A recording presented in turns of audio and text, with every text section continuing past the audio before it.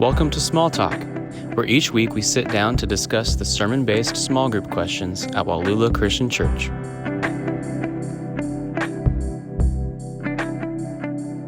Hello and welcome back to Wallula's weekly podcast, Small Talk. My name is Zach Boland, student pastor here at Wallula Christian Church, joined by Craig, our worship pastor, and Lance, our lead pastor. We're excited that you're with us today. I am not sounding so well right now, so good. I can't say words good anyway. No, my voice kind of went out the other day. I'm feeling better, but I'm not caught up yet on. I was going to tell people we were having a marathon recording session. That's right.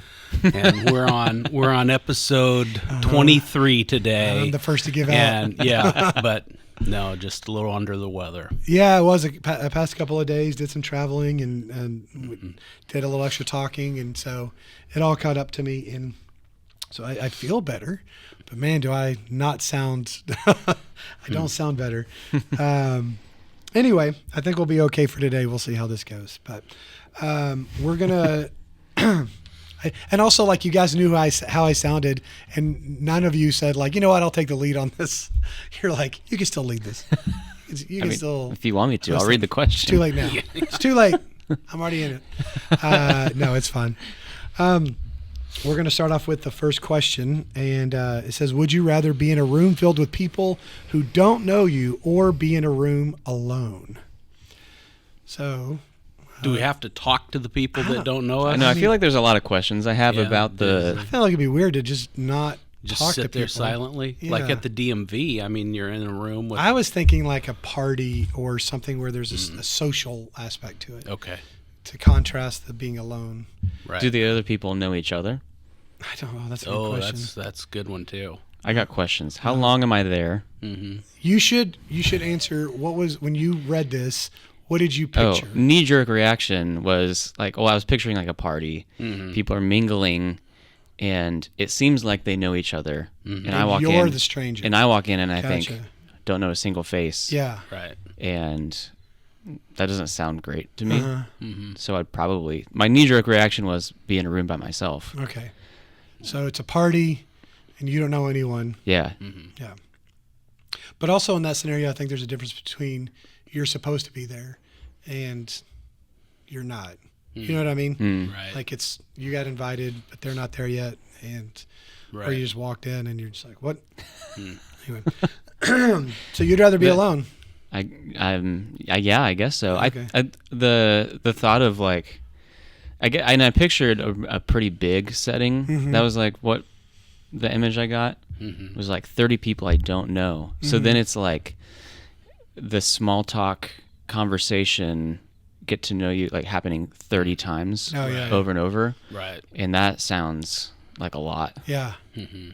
To me, that's a lot. Yeah. I kind of thought the same thing. Like it was a room full of people. I don't know if I thought about like, are we all strangers or either way, I take the room. I could talk to anyone. That's what I wondered. I thought you would say that. We got back. My uncle just passed away. He was 80 and in hospice, so he was ready to go. And so we got back from the funeral, but I haven't seen a lot of them in like 30 years. And then there was a lot of people from the other side, my aunt's side, extended family. So I mean, there's people that I'm not related to them at all.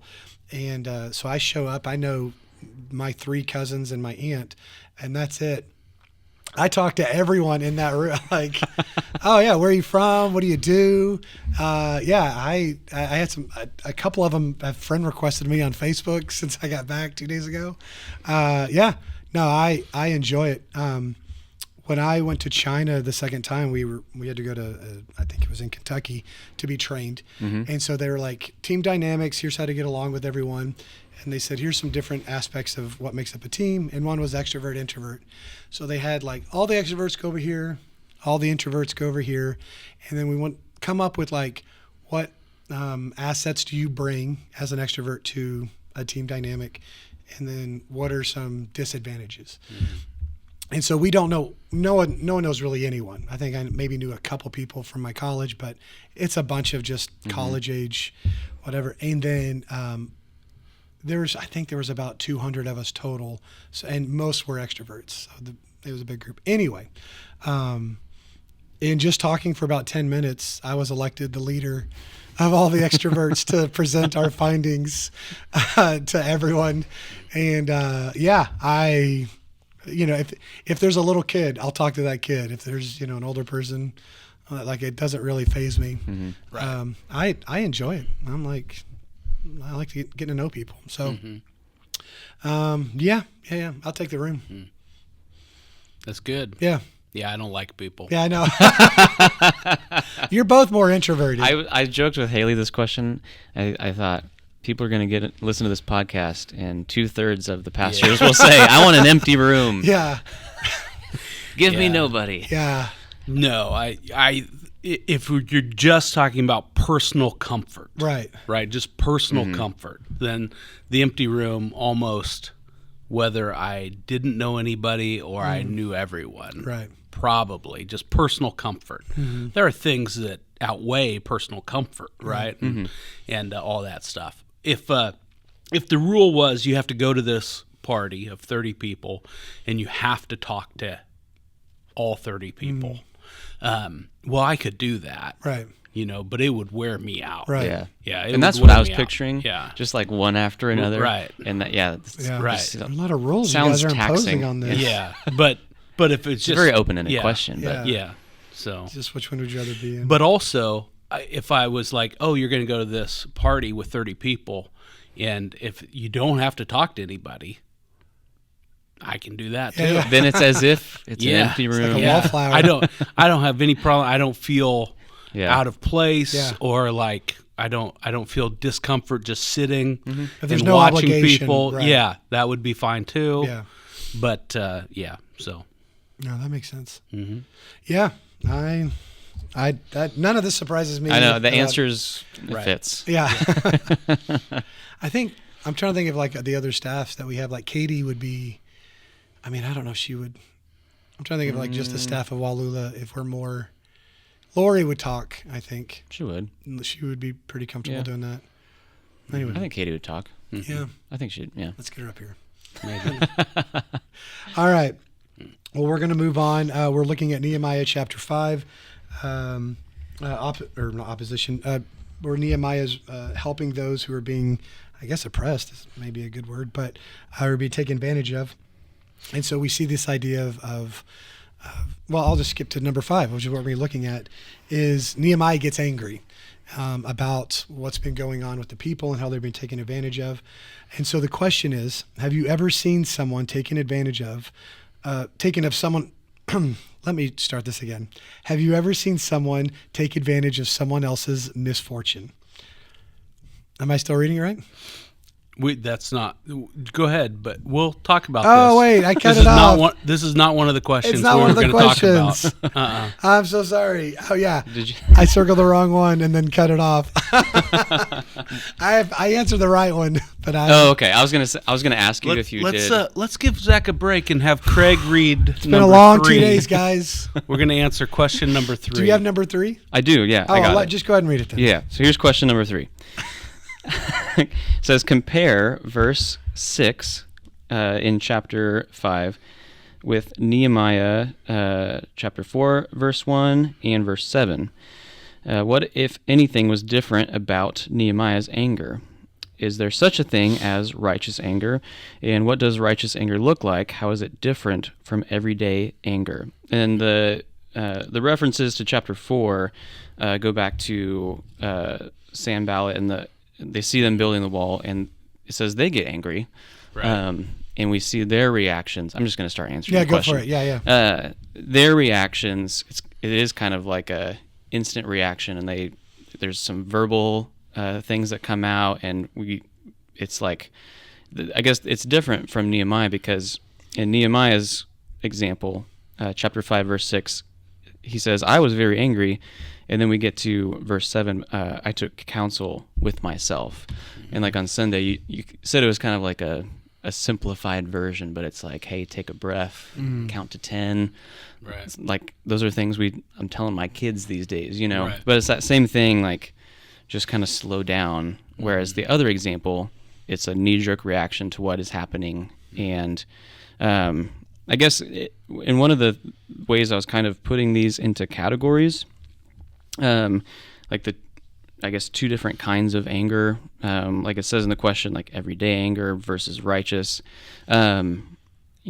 With the kind of the example in chapter 4, it's more centered on yourself, on what's happening to you and your feeling. And I thought of Cain and Abel, where he reacts out of, he feels like something is being done to him, and so he kills his brother. And it's like an instant reaction, like it's birthed out of that anger that he has. And that's where we see like anger kind of turning into sin. You're trying to get back at someone, and that sort of thing. Righteous anger, and we think about, like when someone says righteous anger, it kind of puts it into a different category of, you could start to think like, well, what makes God angry? Biblical anger. What does the Bible say about that? And so the things that would make God angry is evil, sin, injustice, suffering, betrayal, not remaining faithful to him. I thought of in the Old Testament, Exodus 34, when he gives his description of his character, he says that he's slow to anger. And so that means there is some anger there, but it's a patient kind of anger. And we saw that in Nehemiah's example. He took counsel, he slowed down. And then I thought about in Exodus, the story with Pharaoh and the patience that is exercised by God. Every time Moses says, "Let my people go," and Pharaoh says no. And, sends the plagues. And so over and over, 9 times, it's like, here, let's try it again. And eventually, as the people are leaving, Pharaoh again follows after them. And then in Exodus 15, God's anger is described as swallowing them up in the water as they followed after. And so there is times where God does get angry. And it is because he looks upon humanity and sees that we're suffering, that there's evil and sin, and the anger comes from wanting those things to be healed and fixed and made right. And we see that throughout Scripture. Jesus, he got angry too, and that was because of the same things, sin, injustice. I looked up to just find like one instance where that happened in Mark 3, chapter 5. He heals someone of a physical ailment, and people get angry because he's healing on the Sabbath. And that's where he feels angry, because they're hardened to Jesus healing someone and making him physically whole again. And so just kind of those two categories. It was a good kind of exercise for me to compare and contrast the two. How we see that in chapter 4 with Sanballat versus Nehemiah in chapter 5. Really looking at anger through a biblical lens means slowing down, considering how God views his creation, and how you can do the same. Yeah, I was also thinking about, from my perspective, that's like I struggle with other things, but anger, I don't get angry as much. That's not like one of my core things. Like I'm just quick to anger. But also, instead of thinking like, is my anger biblical? As I was answering this question, I thought, should I be more angry? Because I'm trying to be a peacemaker and trying to do all that. But sometimes, as I was looking at like, what are the things that makes God angry? And I'm like, oh, does that actually make me angry? Or am I just kind of, letting it go? And so, with the difference between selfish anger and righteous anger, you'd already said, but like, what is it that I want? And if I don't get what I want, I become angry. And if God is not getting what he wants or what honors him, then that should also make us angry. But the things that God wants, what would bring up righteous anger. You made the list, but the main one is sin. Like whenever we dishonor Him or damage people or hurt, go against people in some way, but also injustice and idolatry and, like you said, betrayal. I think it's especially bad when we're leading other people to participate in this as well. Like if I'm in idolatry of some sort and worshiping things that aren't of God, that's not good, and God doesn't like that. There's a disapproval.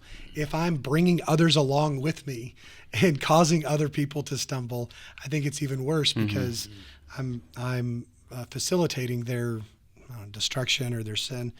And so I think, excuse me, that is a very much a righteous anger. So when we see other people or other institutions that are causing people to stumble, either they're changing their minds on things, or they're, I don't know if oppressing is the right word, but kind of like in Nehemiah's time, it says, when he heard their outcry, he was very angry. Like there's been injustice that was going against them.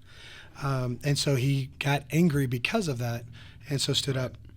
But the big thing is, like, I just think anger is an emotion that comes from God. And so anger is good. Like it's something that God has, and it's appropriate.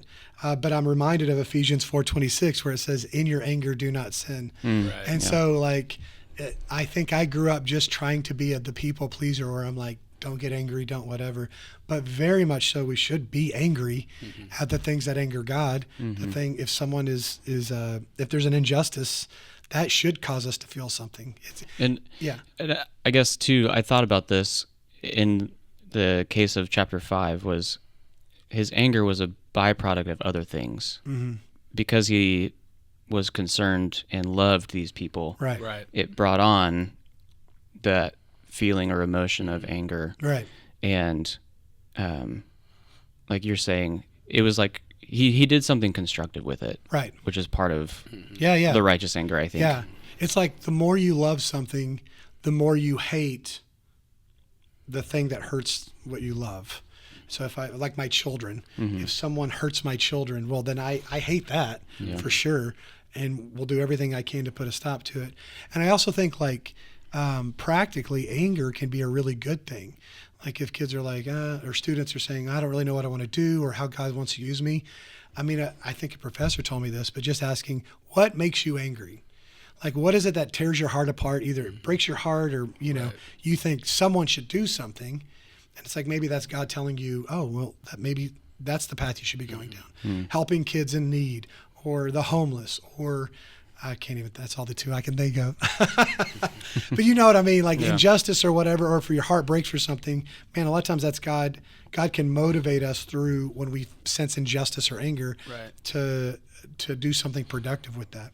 So, Yeah, I think a couple things about this. I think, anger isn't necessarily the sin in and of itself.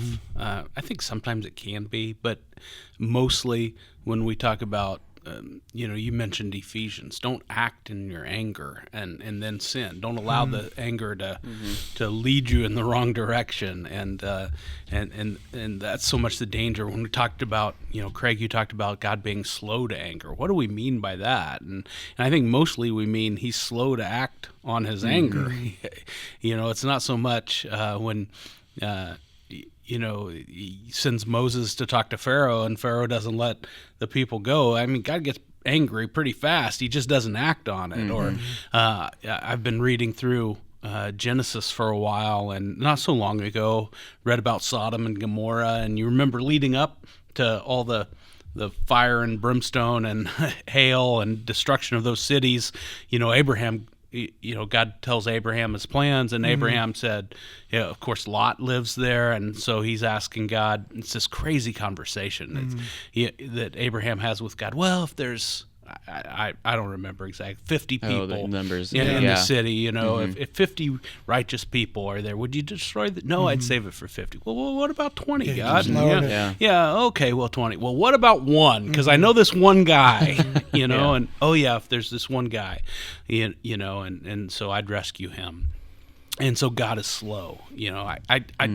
That conversation would be enough to make me angry, right? I mean, it's just kind of crazy that Abraham is having this bartering session with the creator of the universe, and kind of amazing. There's lots of lessons there, right, and how we can approach God and all of that. But God is slow to act in his anger, and that's a great example of Nehemiah here, is that he at verse 6 or verse 7 he takes counsel with himself and spends some time, and that's the deal with righteous anger. This question asks, is there such a thing as righteous anger?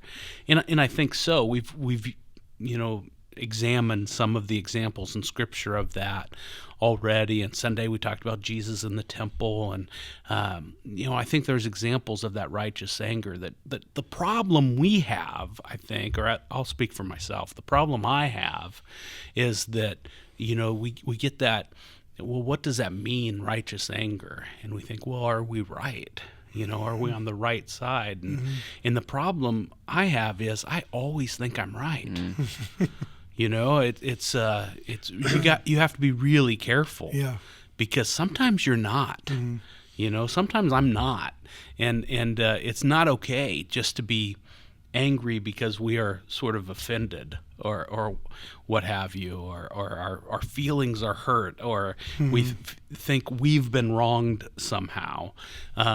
Nehemiah is angry because of the hurt inflicted on others, and that injustice probably ought to provoke some anger in us. And but man, this take counsel with yourself. I need the Spirit's help to determine, is this righteous anger, or is this Lance's anger? Right. Is this your personal kind of affront and anger? And so I think there probably is such a thing as righteous anger, but man, I need to seek some help before I act on that for sure. all the time. Before you send the text. Or, Yeah. Right.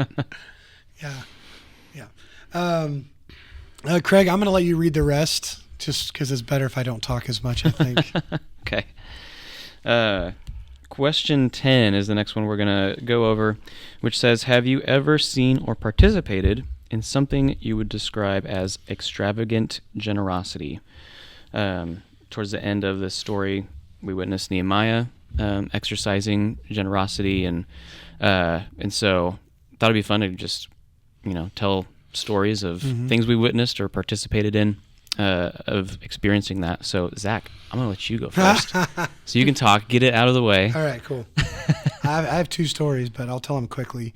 I did a 7-month internship in DC, and so I stayed with a family who housed the intern, so that was generous. But they had a freshman son. I can't remember if I've ever told the story, but anyway, his friend, who he was with a lot, Brandon, lived with a single mom. There's like 4 boys, and they got kicked out of their small place. And so this was, the house that I lived in was nice, and they were pretty well off. And so they said, hey, well, you can come stay with us.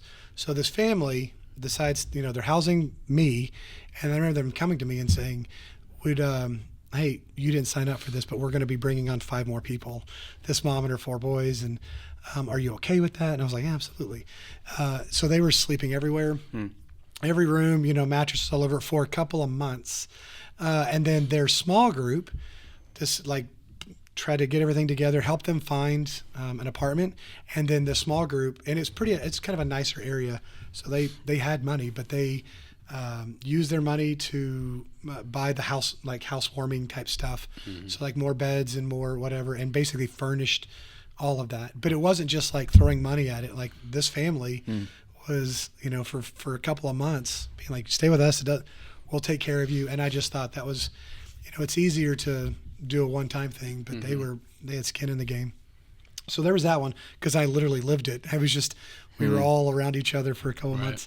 The other one was an old professor of mine who went back to being a pastor, Rick Rubel. They found out that, when you have medical debt, it's usually sold off to different creditors, and then you can actually buy the debt for pennies on the dollar. And so I don't know what they paid for it, but they paid for a chunk of medical debt, maybe like $10,000 that they had as a church, but it ended up it covered like 3.8 million. I looked it up, $3.8 million of medical debt that they wiped away for people. It was like over almost 4,000 families. Yeah. And they just wanted to do something for families that were struggling. And they're like, we have a little bit of money. We feel like this can make the biggest difference. And so it wasn't like just people who went to their church, but it was a no strings attached gift that covered, like I said, almost $4 million. They worked with a company that specializes in that, and so it was just a really cool thing. It was in the news, and but they made a huge difference. And they, like I said, they had a chunk of money that they could have done anything with, but they decided, let's see if we can, help as many people as we can. So that's awesome. So those are two of the kind of the practical one for me, like living through it and then just watching it happen from someone else. But, if I sat and thought about this, I would just keep coming up with examples. But I thought of three really quick. And the first one I thought of was, I think it was last summer. Emma sings on the worship team. She ended up getting pretty sick and had pneumonia, I think. Like she just coughing and like lungs hurt, and it was rough, and she was down and out for a while. And so the worship team pooled together money to just get a DoorDash card, because that seemed like the quickest and like something that would really help her. And that was the biggest DoorDash gift card I've ever seen. It's just crazy. I mean, people didn't give huge, extravagant amounts of money, right? But just multiple people giving a little bit. I couldn't believe how much that gift card was. You're gonna say? I mean, it's $300, and that's quite a bit of DoorDash meals for her to be covered. And so it's got to be 2 or 3. I don't know. DoorDash is... We've had this conversation. I've never Doordashed. I don't know. We have talked about this. But do we talk about that on the podcast? I don't know. I feel like we did. I don't know. Yeah. But really got to stretch that. But it's not like it's a huge worship team, but like it's just you guys. Right. That's pretty good. And so that was really great. Just giving her that and knowing that was going to help her a lot in a tough season. Yeah. The next thing I thought about was when we moved to Lansing, almost 6 years ago. I remember you were like, give me the date that you guys are moving. And when we pulled in, there was just people waiting. And we hadn't been at Wallula that long. It maybe like a month or so. So I'm slowly getting to know people. And it's like people I barely know are moving my couch in and saying this will go here. And it went so fast just because so many people gave up in like an hour. And the truck was done and things were in the right rooms. And so that was really cool, just seeing people pitch in and do that. And then the last thing I thought about was the house for KU Campus Christians. It's an old house in Lawrence, and it still needs a lot of work. But one of the biggest needs at one point was the kitchen, and then kind of like the main living room area. Just a lot of issues going on. And once they started doing some renovations, they realized they like opened up some walls to do some stuff, and there was like exposed wire with like burn marks on the drywall. So it's just like that thing could have lit up in flames at any second. And people at Lawrence Heights Christian Church, that the ministry is very connected to that church, they just gave of their time. People that are experts at doing renovations came in and just did it for free. But because of all of these extra issues that they found along the way, they had to come in and redo a bunch of electrical stuff. So that just racks up the bill more and more. And it was crazy because like Matt sent out to some of the supporting churches like, hey, these are the things that we ran into. This is our cost. And then a church got wind of it and then just covered the whole thing. Oh, wow. And they just decided as a church, like, hey, we want to give that special gift and cover those costs. And they just, it was not expected at all or asked of. It's just, like the question says, extravagant generosity, right, and wanting to cover that. So it was awesome. Very cool. Yeah. Yeah, I have tons of stories. I think about this, and when God's people give, both on special occasions and just that consistent giving to God's work, and just the power of that and how He works through that. Pretty amazing stuff. This last year has been such a year of generosity here at Wallula Christian Church, and we're going to be able to address some needs on campus because of that generosity. I know there's something in ministry that we're going to be able to do for God because of that generosity. I'm not sure what He has planned for us in that ministry, but I know there's going to be something cool that we're going to be able to do, and big that God has in store for us. And I think back a few years to COVID, and when that happened, and just the uncertainty that everybody, but churches were no different, the uncertainty that folks had about, what's this going to look like and how we're going to keep going. And you remember there were they PPP loans, PPP loans from the government at COVID. You cover your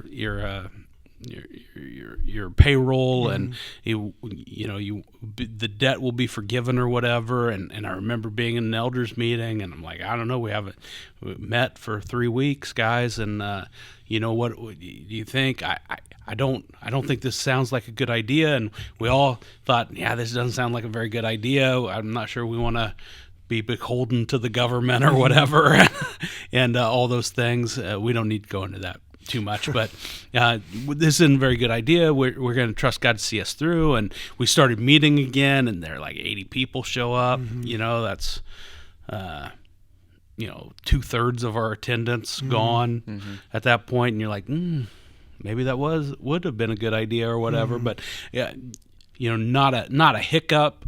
Nobody missed a paycheck. Nothing. Just consistent, faithful giving.